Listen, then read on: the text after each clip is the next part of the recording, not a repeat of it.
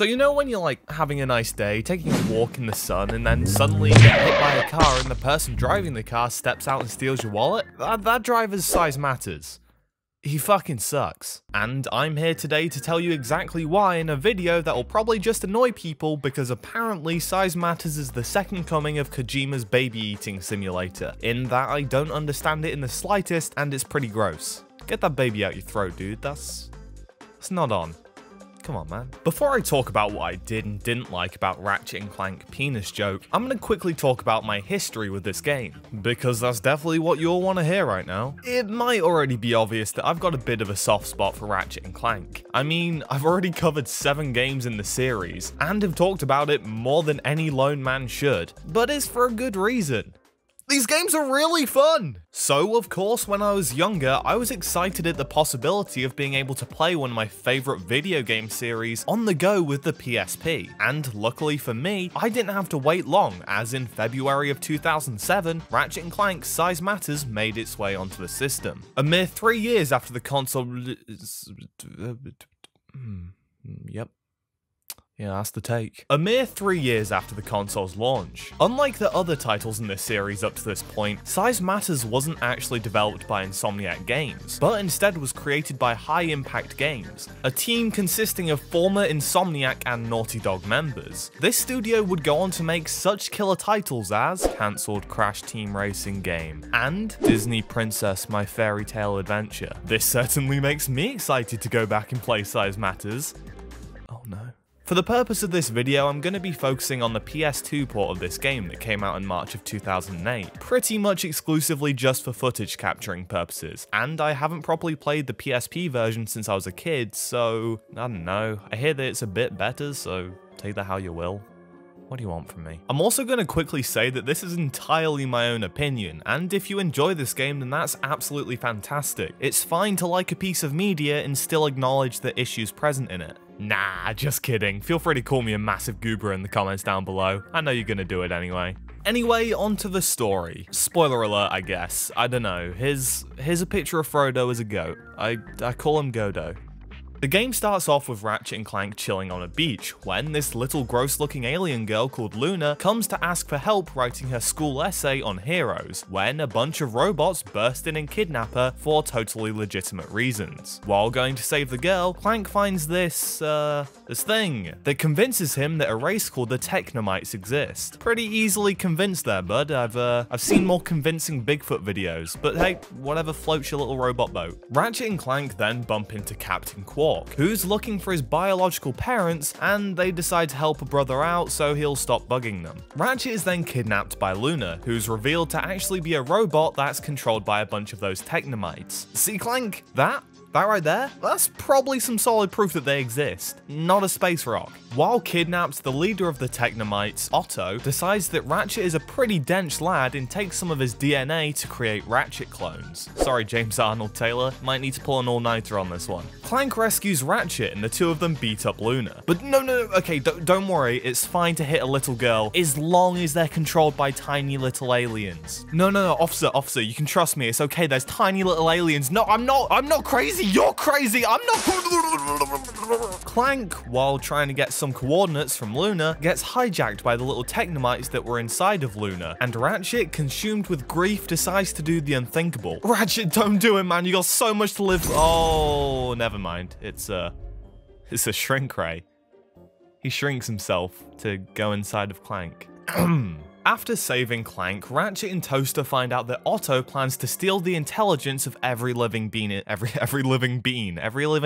bean in the galaxy. Otto plans to steal the intelligence of every single living bean in the galaxy. I keep saying bean. Why does he want the beans? Fucking, he just wants people's intelligence. He wants to use a machine that transfers it around. I don't know, it's dumb. Fuck. Quark, keeping up with his series tradition of just making the worst possible decisions, is told by Otto that he is his father, so being the big, dumb, lovable oaf that he is, Quark decides to join him. Our heroes manage to beat Otto and tell Quark that his real parents were killed by the Technomites, and Otto is given the intelligence of Scrunch the monkey. The game ends with a scene showing that the shrunken Ratchet clones have become the new hot toys and are being sold across the galaxy. It turns out this game was just an episode of Black Mirror all along. Who'da thunk it?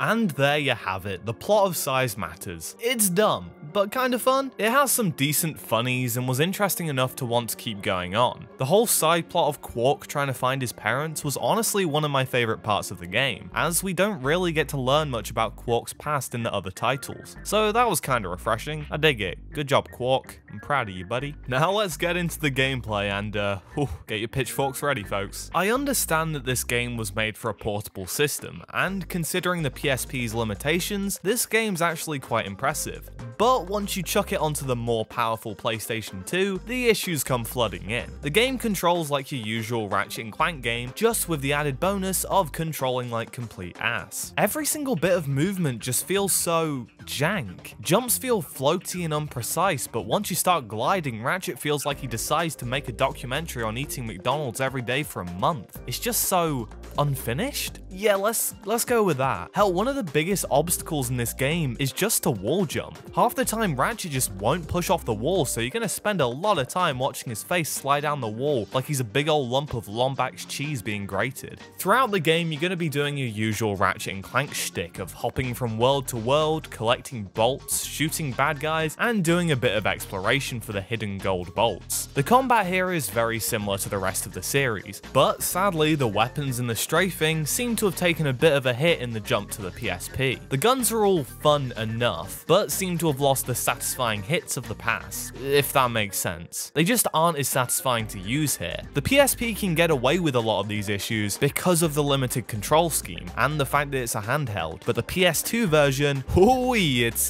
it's not nice. As always, Ratchet has a large array of weapons that he can use throughout the game, all of which can be leveled up a few times to make them even more powerful, and my personal favourite being the laser gun simply because without it, the final boss would have turned me into a spoon man. Whilst exploring planets or doing the dreaded mini-games, more on that later, Ratchet finds different armor sets that all have unique attributes and help raise his defense. For example, if you equipped all of this Goonie armor, Ratchet gains the ability to set dudes on fire, like the little torch bloke that he is. I really like this system, and it makes finding new pieces of armor feel quite exciting, as it just might be able to complete another set and give you some crazy ability. It's great, but what I don't like is how you obtain the good sets. Woo! Minigames, baby! They fucking suck. Now, to be fair, there is a few that I'm sure that I missed out on, mainly because I really didn't want to spend hours playing dull minigames. But the ones I did play, ooh, they sure are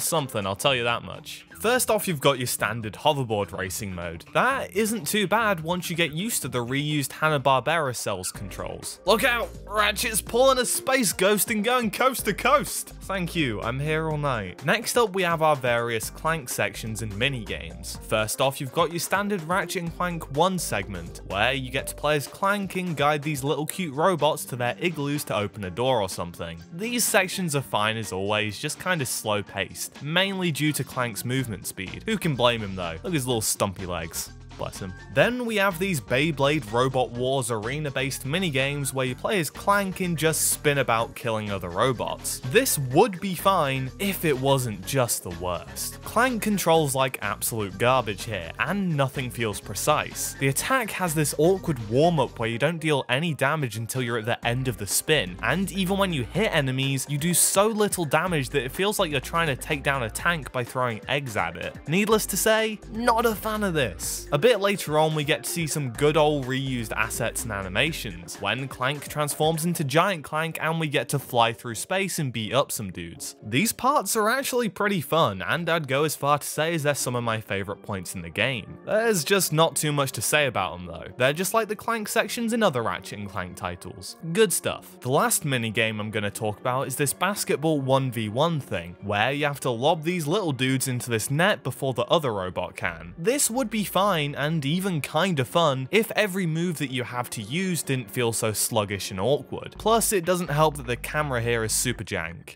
Oh well though, at least the animations are super amusing. Oh, and you can also become the Flash, which is pretty cool. I don't think this is supposed to happen. I think this is broken. There isn't really too much that I've got left to say about Size Matters. There is some stuff that I really do like about this game, namely the enemy design. Look at these little dudes. And this one drug trip level, minus the woozy screen effects. That's pretty annoying. But there's also so much about this game that just feels unpolished. The worlds all feel too linear and never made me actually want to explore them, which isn't helped by the shoddy movement and awkward camera. Again, the PSP version is slightly better and can get away with a lot of the issues that I've got with this game, but the PS2 version is just, it's not good. Apparently size does matter.